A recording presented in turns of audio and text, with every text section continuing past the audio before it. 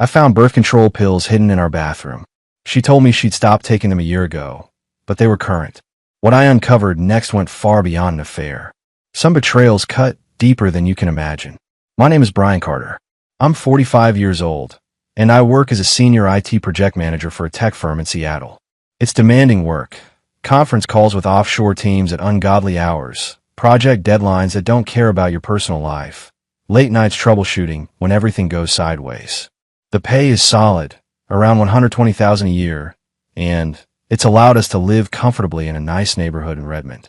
My wife, Kristen, is 38, works in marketing at a mid-sized agency downtown. She's smart, ambitious, always had that drive to climb higher. We have 2 kids, Brooke, my 16-year-old stepdaughter from Kristen's previous relationship, and Samuel, our 2-year-old son. Mrs. Gloria Williams, our 58-year-old nanny, has been helping us with Samuel since he was born. Gloria has been a steady presence in our lives, and I trusted her completely. It was a Thursday evening in October when everything started to unravel. I'd gotten home early for once, a rare gift in my line of work.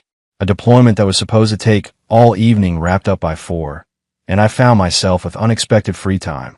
Kristen had texted me around 3, saying she had a last-minute presentation to finalize and wouldn't be home until 8. Nothing unusual there. Over the past year, those late nights had become more frequent, but I chalked it up to her climbing the corporate ladder. She'd always been ambitious, always pushing for the next promotion. Brooke was at her friend's house studying for midterms, and Samuel was down for his afternoon nap with Mrs. Gloria watching him. The house was quiet. I decided to surprise Kristen by cleaning up around the house, maybe even cook dinner for when she got home. Our bathroom had become a disaster zone. Her side of the counter cluttered with half-empty bottles, makeup scattered everywhere, hair products multiplying like rabbits. As I started organizing, moving bottles into some kind of order, I knocked over a few items near the back of the shelf. That's when I saw it. A blister pack of birth control pills, tucked behind an old shampoo bottle, and a face cream she never used. I stood there, holding the pack, my mind racing. Kristen had stopped taking birth control over a year ago. We talked about it. She said she wanted to go natural, that the hormones were messing with her mood and she was tired of the side effects. I hadn't questioned it. Why would I? We already had Samuel, and at our ages, we'd agreed we were done having kids anyway. But these pills weren't old. I checked the dates stamped on the foil backing. They were current. Recent. She'd been taking them within the last few weeks. Several pills were already punched out. My hands started to shake. I told myself there had to be an explanation. Maybe her doctor recommended she start again for some medical reason. Maybe it was for hormone regulation or something she hadn't mentioned yet. I tried to convince myself it was nothing, but a cold knot was forming in my chest, spreading outward like ice water through my veins. Then other details started flooding back, details I'd ignored or dismissed. The way she'd become distant over the past few months. The nights she claimed she was too tired or too stressed for any intimacy. Her phone, always face down on the table now. Passcode recently changed to something I didn't know. Those work events and client dinners that seemed to happen more and more frequently. The new lingerie I'd found in her drawer last month that she'd never worn around me. I put the pills back exactly where I found them and went downstairs. My heart was pounding, but I forced myself to stay calm, to think clearly. Little did I know that finding those pills would lead me to uncover a betrayal so deep, it would blow our marriage apart forever. I stood in the kitchen, staring at the stove without really seeing it. My mind was racing, connecting dots I'd been ignoring for months. The pills upstairs felt like a weight pressing down on my chest, making it hard to breathe normally. I forced myself to move, to do something productive while I waited for Kristen to come home. I started pulling ingredients out of the fridge, chicken breasts, vegetables, pasta. Cooking had always been my way of clearing my head, and right now I needed that more than anything. As I worked, my thoughts kept circling back to the same question. Why would she be taking birth control if she wasn't planning to sleep with someone? The answer was obvious, but I didn't want to accept it yet. Not without proof. Not without being absolutely certain. Around 6:30, I heard the front door open. Mrs. Gloria called out, saying she was heading home for the evening. I thanked her, listened to her footsteps fade, and returned to the stove. Samuel was still napping upstairs, and Brooke wouldn't be home until after dinner. It was just me and my thoughts. Kristen came through the door at 8:15, 15 minutes later than she'd said. She walked into the kitchen with her usual smile, dropping her bag on the counter. "Hey, babe," she said, kissing my cheek. "Something smells good. You cooked?" I kept my voice steady.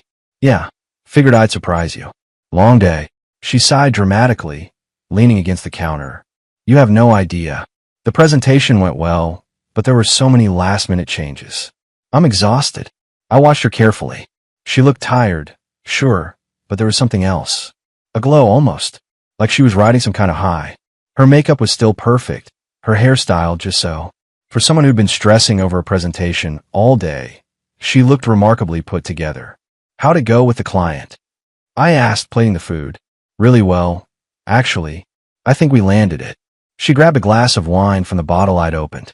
"Justin from the design team really pulled through with the visuals. Made us look good." Justin. She'd mentioned him a few times over the past months. New guy on her team, younger, supposedly talented. I filed the name away. "That's great," I said, handing her a plate. "You've been working with him a lot lately." "Yeah, he's been invaluable." She took a bite, not meeting my eyes. "We make a good team." "I bet you do," I thought, but kept my expression neutral. Instead, I said, "Samuel was asking for you earlier. Said something funny." She looked up. "Oh yeah? What did he say?" "He was playing with his toy cars, and kept saying something that sounded like Papa Justin." Kids say the weirdest things, right? I watched her face carefully.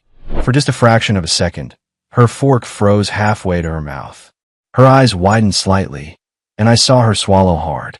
Then she laughed, but sounded forced. "That's hilarious. You probably heard me talking about Justin on a work call or something. You know how kids pick up random things?" "Yeah," I said quietly. "They really do." The rest of dinner was strained. She kept talking about work, about projects and deadlines and office politics, but I barely heard any of it. I was too busy watching her body language, the way she avoided looking at me directly, the way she checked her phone every few minutes. After we finished eating, she went upstairs to shower. I cleaned up the kitchen, my mind made up. I couldn't confront her without proof. She'd just deny everything, twist it around, make me feel like I was crazy for even suspecting her.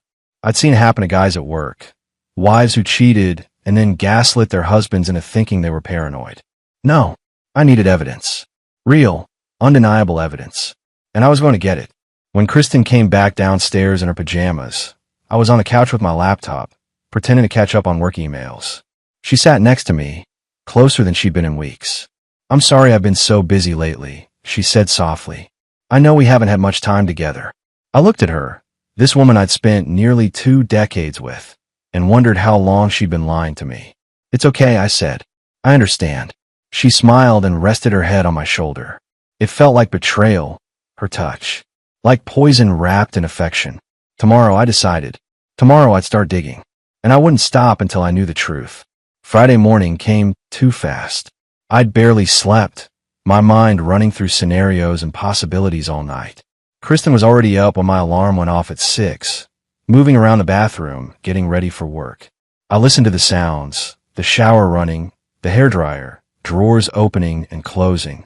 All normal morning routines, except nothing felt normal anymore. I got up and went through my own routine on autopilot. Shower, shave, coffee. Kristen came downstairs looking polished and professional in a black dress I'd never seen before. It fit her perfectly, probably cost more than she usually spent on work clothes. "New dress?" I asked, keeping my tone casual. She glanced down as if surprised. "Oh, this? No, I've had it for a while. Must not wear it much." She grabbed her coffee mug. "I've got that early meeting, remember? Probably won't be home until late again, right? The big presentation." "Yep." She kissed my cheek, a habit that now felt like performance art. "Have a good day."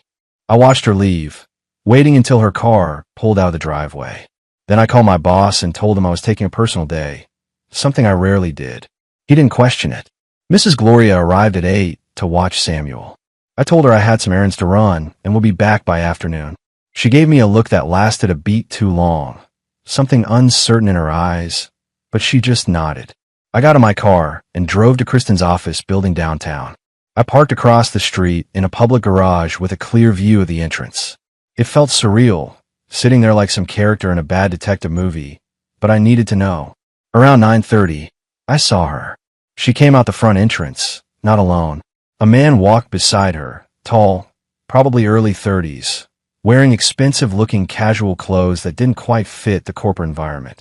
They weren't touching, but there was something in the way they moved together, a familiarity that made my chest tighten. They got into her car. She was driving. I followed at a distance, careful to stay back a few cars. They headed north, away from downtown, toward a neighborhood full of trendy restaurants and coffee shops. She pulled into a parking lot behind a boutique hotel I'd never noticed before. My hands gripped the steering wheel so hard my knuckles went white. I watched them get out of the car. Justin, because I knew that's who this had to be, put his hand on the small of her back as they walked toward the entrance. She didn't pull away. She leaned into it. I sat there for maybe 5 minutes, my heart pounding in my ears. Then I grabbed my phone and started taking pictures. The car in the parking lot. The hotel entrance. I even got a shot of them through the lobby windows, standing close together at the check-in desk. This was real. This was actually happening. I could have stormed in there. Part of me wanted to. But that's not how you win. That's how you lose control. Make yourself look like the bad guy. Give her ammunition to use against you later. No, I needed to be smart about this. I drove home, my mind clear for the first time in days. The shock had burned away, leaving something cold and focused in its place. I wasn't going to confront her yet. I was going to build a case so airtight she couldn't wiggle out of it. When I got home, Mrs. Gloria was in the kitchen with Samuel. She looked up when I walked in, and I saw it again. That look of concern, like she knew something but was afraid to say it. Mrs. Gloria, I said quietly, "Can we talk?" Mrs. Gloria stiffened, her hands pausing over the sandwich she was making for Samuel. For a moment, she didn't turn around, and I could see the tension in her shoulders. "Mr. Carter," she said finally, her voice careful. "What about?" I pulled out a chair at the kitchen table. "Please, sit down." She hesitated, then wiped her hands on a towel and sat across from me. Samuel was in the living room, distracted by his cartoons. We had a few minutes of privacy. "I need you to be honest with me," I said, keeping my voice low and steady. "Have you seen anything unusual around here? Anything I should know about?" Her eyes dropped to the table. She was 58 years old, had worked for us since Samuel was born, and I'd always treated her with respect. But right now, I could see her struggling with something. "Mrs. Gloria, please. I already know something's going on. I just need to understand the full picture." She took a shaky breath, and when she looked up, there were tears in her eyes. "Mr. Carter, I'm so sorry. I should have said something months ago, but her voice broke. I was scared. Mrs. Carter said she'd fire me if I told you anything. And I need this job, you understand? My husband's medical bills." "I understand," I said gently. "I'm not angry at you. I just need to know what you've seen." She nodded, wiping her eyes with the back of her hand. "There's been a man, Justin. He started coming here during the day, back in June. At first, I thought maybe he was a colleague, you know? They'd sit in the office, working on laptops. But then what? Then they stopped pretending it was work." Her voice was barely above a whisper. "I'd hear them in the bedroom. I'd see them coming downstairs together, her hair messed up, both of them too comfortable with each other. And Samuel," she looked toward the living room where my son was playing. "Samuel started calling him Papa. Mrs. Carter would laugh about it, tell him it was funny, encourage it almost. The words hit me like physical blows, but I kept my expression neutral. How often did he come here?" 2, maybe 3 times a week. Always when you were at work. Always during Samuel's nap time." She wrung her hands. "I should have told you. I know I should have. But she said if I said anything, she'd tell people I was stealing from the house. That she'd make sure I never worked in this city again." I reached across the table and put my hand over hers. "Mrs. Gloria, you're not in trouble. And you're not losing your job. I need you to do something for me, though." She looked up, hopeful and frightened at the same time. "I need you to write down everything you remember. Dates, times, anything specific they said or did. Can you do that?" She nodded slowly. Yes, I can do that." "Good." I stood up, feeling that cold clarity settle even deeper. "And Mrs. Gloria, when this is over, you'll still have a job. I promise you that." She started crying again, but this time it was relief. "Thank you, Mr. Carter. Thank you." I went upstairs to my home office and closed the door. I pulled out a notebook and started documenting everything. The pills, the photos from today, Mrs. Gloria's testimony. I opened a new email account that Kristen didn't know about and started forwarding myself copies of everything. Then I did something I never thought I'd do. I called a divorce attorney. The woman who answered was professional and direct. I explained the situation in broad strokes. Suspected infidelity, evidence gathering, need for discretion. She listened without interrupting. "Mr. Carter," she said when I finished, "I'm going to be straight with you. Washington is a no-fault divorce state, so the adultery itself won't affect the legal outcome much. But what it will affect is custody and potentially spousal support if we can prove she's been using marital assets to support this affair. She has been," I said, "thinking about that hotel, those lunches, the new clothes." "Good. Keep gathering evidence. Financial records, especially. And whatever your nanny can document will be valuable for custody discussions. Don't confront your wife yet. Not until we have everything lined up." "I won't," I said. When I hung up, I sat back in my chair and stared at the ceiling. 24 hours ago, I've been a husband trying to make sense of suspicious birth control pills. Now I was planning the end of my marriage with military precision. But I wasn't sad anymore. I was angry, and I was going to make sure that when this was over, Kristen understood exactly what she'd thrown away. The weekend passed in a blur of gathering evidence and careful planning. Mrs. Gloria provided me with detailed written testimony, dates, times, descriptions of what she'd witnessed. My attorney advised me to document everything before confronting Kristen, to wait until I had an airtight case. But Monday evening, something broke inside me. I couldn't keep playing this game, pretending everything was normal while she came home smelling like hotel soap and lies. She walked through the door at 8:30, later than promised as usual. Brooke was upstairs doing homework, and Samuel was already asleep. Mrs. Gloria had left an hour earlier. It was just us. "Hey," Kristen said, setting down her bag. "Sorry I'm late. The client had last-minute changes." I was sitting at the dining table, my laptop open in front of me. Next to it was a folder containing everything. Photos, phone records I'd subpoenaed through my attorney, Mrs. Gloria's written statement, credit card receipts showing hotel charges and expensive lunches. "Come here," I said, my voice calm. "We need to talk." She must have heard something in my tone because she froze. "About what?" "About Justin. About where you were Friday morning.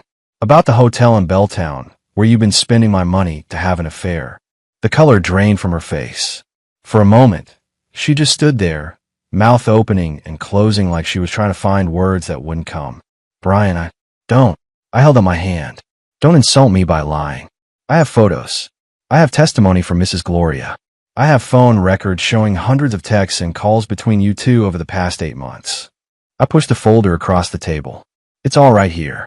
She moved closer, her hands shaking as she opened the folder. I watched her face as she flipped through the pages, saw the moment she realized there was no way out of this. "How long have you known?" she whispered. "Since Thursday, when I found your birth control pills." I leaned back, keeping my voice steady.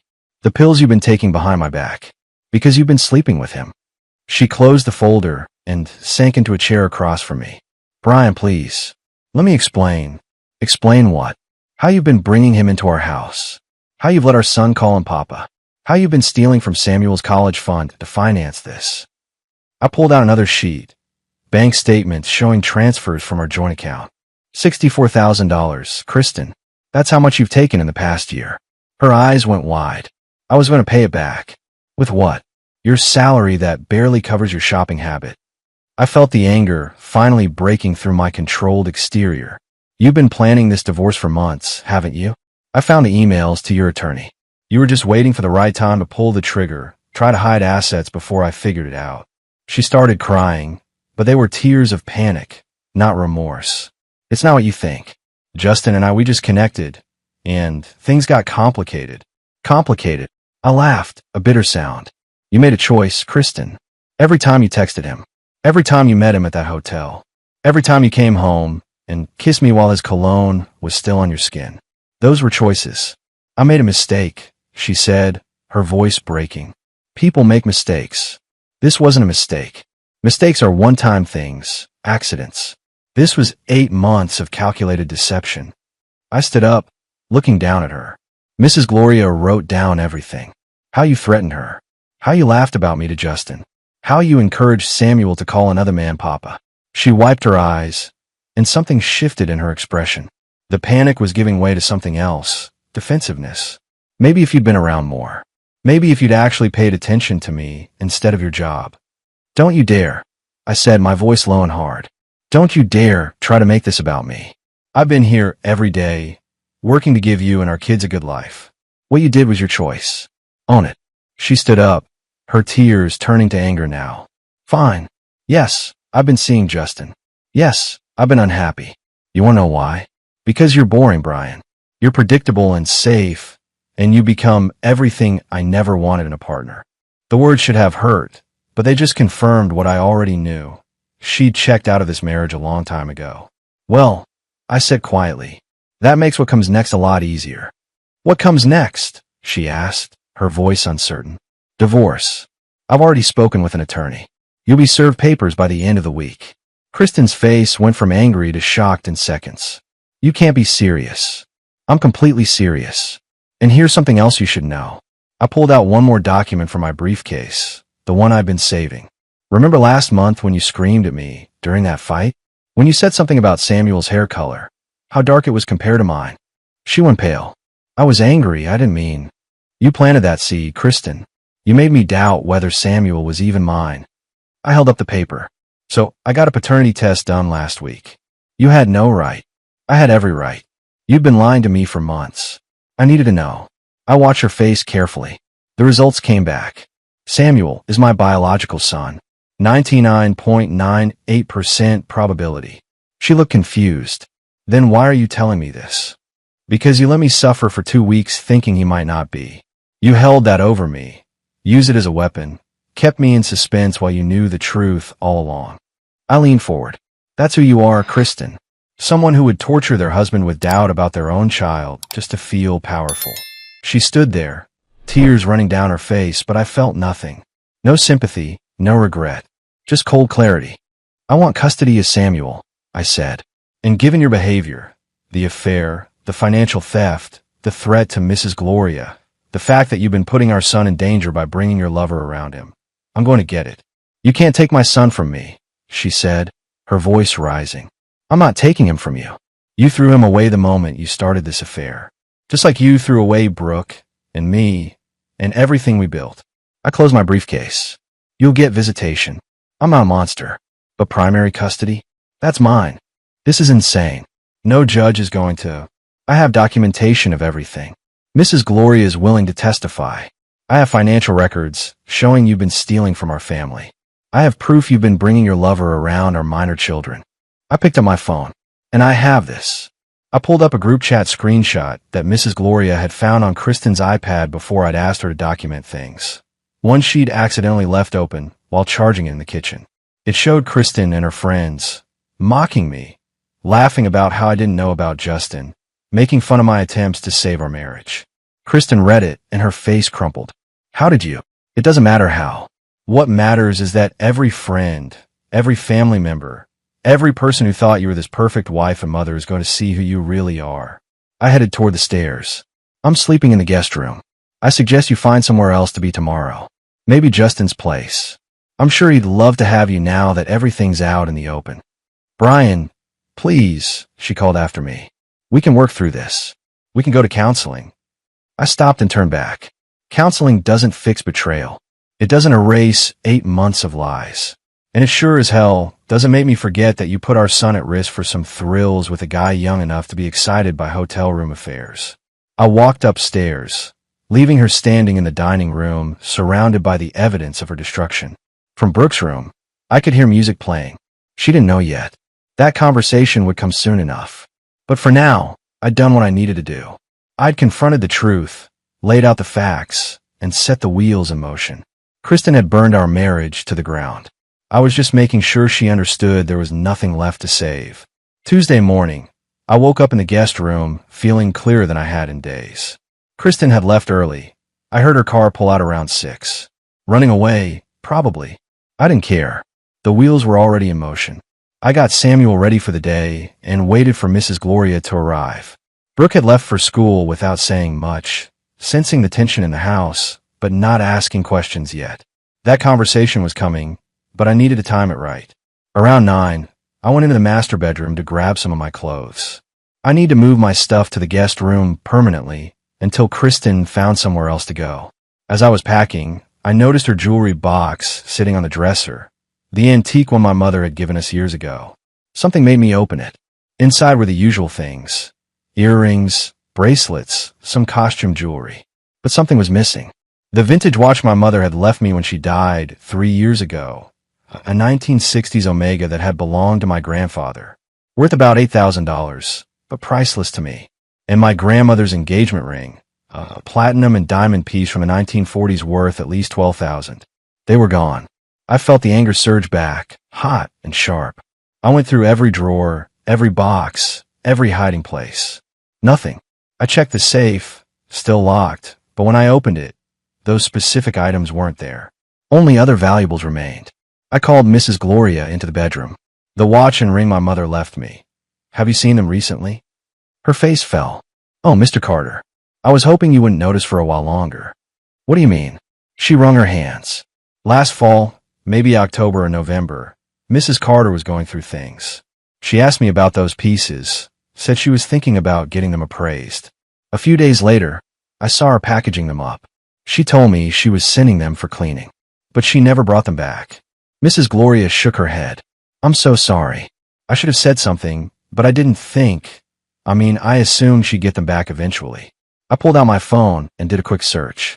Found my mother's watch listed on eBay, sold 8 months ago for $7,800. The listing showed photos that were definitely my watch. I recognized a tiny scratch on the case. My hand shook as I searched for the ring. Found it on a vintage jewelry site, sold 7 months ago for $11,500. $19,000. She'd sold my mother's legacy for $19,000. I sat down heavily on the bed, the phone still in my hand. Mrs. Gloria put a gentle hand on my shoulder. She told you they were for cleaning, I said quietly. When did she do this? Right around when Mr. Justin started coming around more frequently, Mrs. Gloria said. I remember because she seemed excited about something, kept checking her phone and smiling. The money had gone to fund the affair. My mother's watch, my grandmother's ring, family heirlooms that should have gone to Samuel someday, sold to pay for hotel rooms and romantic dinners with her lover. I called my attorney immediately. Brian, she answered. What's happened? I told her everything. The missing heirlooms, the eBay listings, the timeline that matched the affair. My attorney was quiet for a moment. Then I heard the sound of typing. This is good for us, she said finally. Conversion of separate property, sold without your consent. This is theft, Brian. We can use this in the divorce proceedings and possibly even file criminal charges. I want her to pay for this, I said, my voice steady but cold. Not just financially. I want everyone to know what she did. We'll make sure of it. Forward me those listings and any documentation you have. And Brian, start documenting everything else she might have taken. Check your accounts, your possessions. If she stole this, she might have taken more. I spent the rest of the morning going through everything. Found more missing items. My father's coin collection, worth maybe $3,000. Some of my grandmother's jewelry that Kristen had accessed. Even some tools from my garage that had belonged to my dad. She'd been systematically stripping our home of anything valuable that connected to my family, selling it piece by piece to fund her secret life. By afternoon, I had a list worth over $30,000 in stolen property. When Kristen came home that evening, I was waiting in the living room. Mrs. Gloria had taken Samuel to the park, giving us privacy. We need to talk about my mother's watch, I said. Her face went pale. What about it? I held up my phone, showing her the eBay listing. You sold it 8 months ago for $7,800, along with my grandmother's ring and a dozen other family heirlooms. She opened her mouth, then closed it. No excuse this time, just guilt written across her face. That money went straight to Justin, didn't it? I stood up, moving closer. My mother's watch paid for your affair. My grandmother's ring bought him presents. My father's collection funded your hotel stays. I was going to buy them back. Liar. The word came out sharp and final. You never intended to get them back. You didn't care what they meant to me, to our family. You just saw dollar signs. Tears started running down her face, but I felt nothing. No sympathy, no regret. My attorney's adding this to the divorce filing, I said, along with criminal charges for theft and conversion of separate property. You're going to pay back every penny, Kristen, with interest. Wednesday morning brought the moment I'd been dreading, telling Brooke. She'd been quiet since Monday, watching me and her mother move around each other like strangers. She was 16, not stupid. She knew something was wrong. I found her in her room before school, sitting on her bed with her backpack beside her. Can we talk? I asked from the doorway. She looked up, and I saw fear in her eyes. Are you and Mom getting divorced? I came in and sat on the edge of her bed. Yes, we are. Because she cheated. It wasn't a question. I looked at her, surprised. How did you know? Brooke's eyes filled with tears. I've known for months, Brian. Since last summer. I saw her with him at the mall. They were holding hands, laughing. I didn't know what to do. The use of my first name, something she only did when she was really emotional, hit me hard. Why didn't you tell me? Because I was scared. The tears spilled over now. Mom said, she told me that if I told you, it would destroy our family. That you'd be so angry you'd leave both of us. She said I'd have to choose between you, and I didn't want to choose. I felt rage build in my chest, but I kept my voice calm for Brooke's sake. Your mother manipulated you. She made you carry this secret to protect herself, not to protect our family. I'm so sorry, Brooke sobbed. I should have told you. I wanted so many times, but I was so scared. I pulled her into a hug. This is not your fault. None of this is your fault. Your mother put you in an impossible position. She cried against my shoulder for several minutes. When she finally pulled back, her face was red and blotchy. I found something else, she said quietly. She reached under her pillow and pulled out a folded piece of paper. Mom left this on the kitchen counter last week. I think she meant to throw it away, but I found it in the recycling. I unfolded the paper. It was a letter from a family law attorney, dated 9 months ago, outlining Kristen's options for divorce, estimated asset division, and custody arrangements. There were notes in Kristen's handwriting in the margins. Wait until after bonus. Transfer savings first. Need 6 months to prepare. She'd been planning this since January. 10 months of methodical preparation to leave me, all while pretending everything was fine. There's more, Brooke said. She pulled out her phone and showed me screenshots. She has this group chat with her friends. They talk about Justin, about you, about everything. I found it on her iPad a few months ago when I borrowed it for homework. The screenshots showed exactly what Mrs. Gloria had found. Messages mocking me, laughing about how oblivious I was, discussing strategy for the divorce. But there were more messages I hadn't seen before. Ones where Kristen complained about Brooke too. She thinks I'm in the way, Brooke said, her voice breaking again. She wrote that she wished she didn't have to deal with a teenager during her fresh start. That I was too much like my biological dad, whoever that is. The cruelty of it stunned me. Brooke, listen to me. You are not in the way. You are my daughter. Not biologically, but in every way that matters. She looked up at me, hope and pain mixing in her expression. Really, really. And when this divorce is final, I'm going to ask if you want me to officially adopt you. If you're okay with that. Fresh tears started, but these seem different. You do that. In a heartbeat. You've been my kid since you were 6 years old. That's not changing just because your mother and I are splitting up. She threw her arms around me, hugging me tight. I want to live with you. Not her. I want to stay with you and Samuel. We'll make that happen, I promised. You're old enough that the court will listen to your preference. After Brooke left for school, I forwarded everything she'd given me to my attorney. Each new piece of evidence was another nail in Kristen's coffin. Around noon, my attorney called back. Brian, this is all excellent documentation.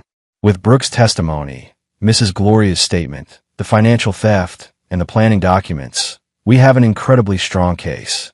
I'm confident we'll get primary custody of Samuel, and given Brooke's age and preference, she can choose to live with you too. What about the affair? The stolen property?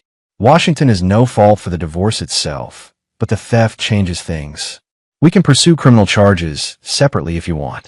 As for custody, the affair shows poor judgment, especially bringing the paramour around minor children. Combined with the financial impropriety, it paints a picture of someone who put her desires above her family's welfare. Do it, I said. All of it. I want her to face consequences. Understood. The papers will be served tomorrow at her office. Are you prepared for her reaction? I thought about my mother's watch, about Brooke's tears, about Samuel calling another man Papa, about 10 months of calculated deception.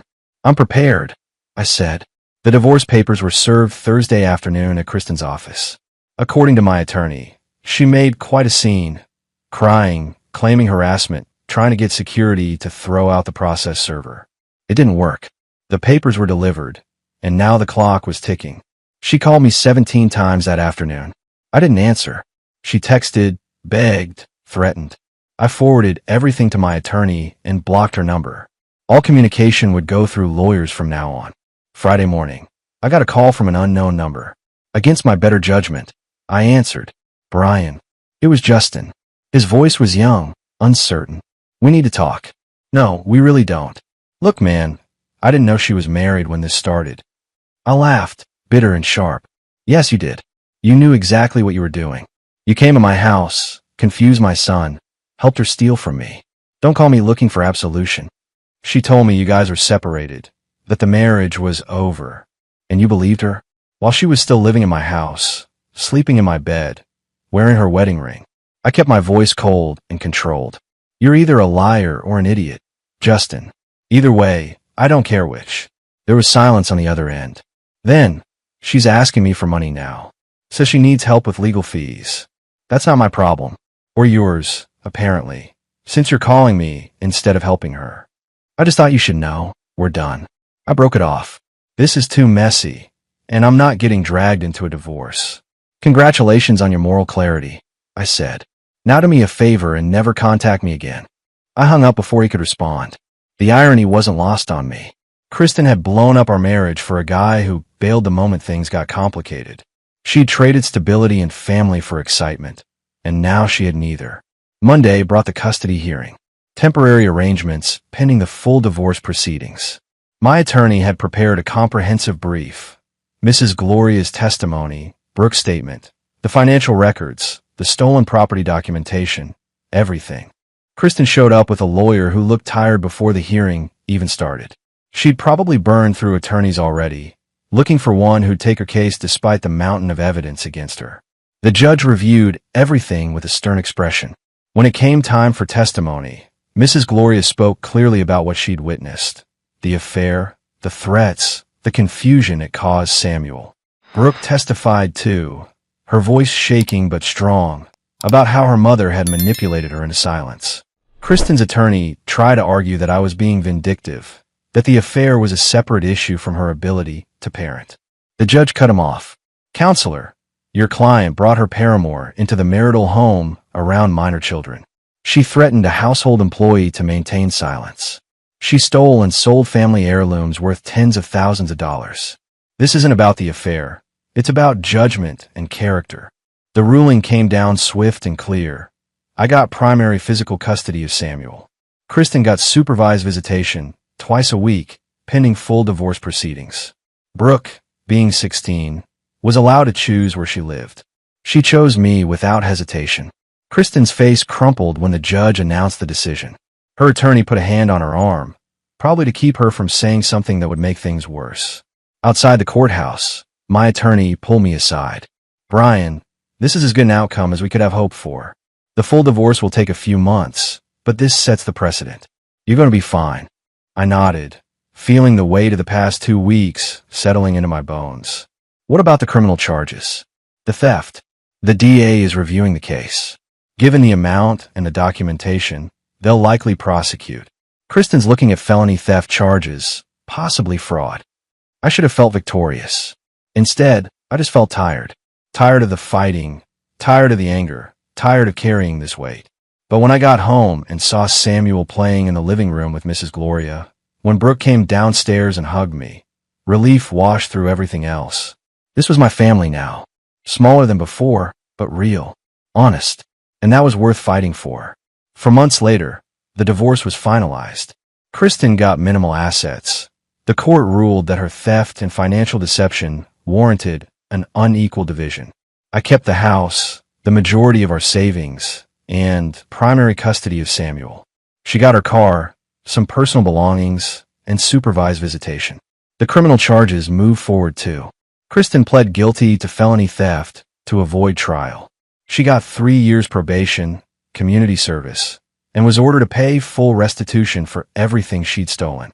The watch and ring were long gone, sold to people who had no idea of their history, but the money would go into a trust for Samuel. Justin disappeared from the picture entirely. According to mutual acquaintances, he'd transferred to the company's California office, running from the mess he'd helped create. Brooke thrived. Without her mother's manipulation, she came out of her shell. Her grades improved. She started talking about college, about her future. And true to my word, I started the adoption process. She'd be legally my daughter by her 17th birthday. Samuel was too young to understand everything that had happened, but he stopped asking about Papa Justin. Mrs. Gloria remained patient with him, and slowly, the confusion faded. He was just a normal 2-year-old again, happy and loved. On a Saturday in February, Brooke found me in the garage, working on a project. "Hey," she said, leaning against the doorframe. "Can I talk to you about something?" "Always." "What's up?" "I've been thinking about my last name, about changing it." She looked nervous. "To Carter. Your name." I set down the tool I was holding and gave her my full attention. "You don't have to do that, Brooke. The adoption makes you my daughter legally. The name doesn't matter." "It matters to me," she said. "I want people to know I'm your kid. Not just legally, but really. And my biological dad, whoever he was, he's never been in my life. You have. You're my real father." I pulled her into a hug, feeling my throat tighten. "Then we'll make it happen. Brooke Carter has a nice ring to it." She laughed, sniffling. "Yeah, it does." A few weeks later, Kristen reached out through her attorney. She wanted to apologize, to try to rebuild some kind of relationship with the kids. My attorney advised caution, but I agreed to let her write letters to Brooke and Samuel. Brooke read hers and threw it away. "Too little, too late," she said. I kept Samuel's in a file. Someday, when he was older, he could decide what to do with it. As for me, I wasn't looking for another relationship. Not yet. Maybe not for a long time. I had my kids, my work, my life to rebuild. That was enough. One evening, sitting on the back porch while Samuel played in the yard and Brooke did homework inside, Mrs. Gloria brought me a glass of iced tea. "You're doing good, Mr. Carter," she said. "Those kids are lucky to have you." "I'm lucky to have them," I said. She patted my shoulder and headed back inside. I sat there watching Samuel chase butterflies, listening to music drift from Brooke's open window, and felt something I hadn't felt in months. Peace. Kristen had tried to destroy what we'd built. She'd lied, stolen, betrayed every trust. But in the end, all she destroyed was herself. The family I had now, smaller, harder one, was stronger than what we'd had before, because it was built on truth, on people who chose to be here, who fought to stay together. And that made all the difference.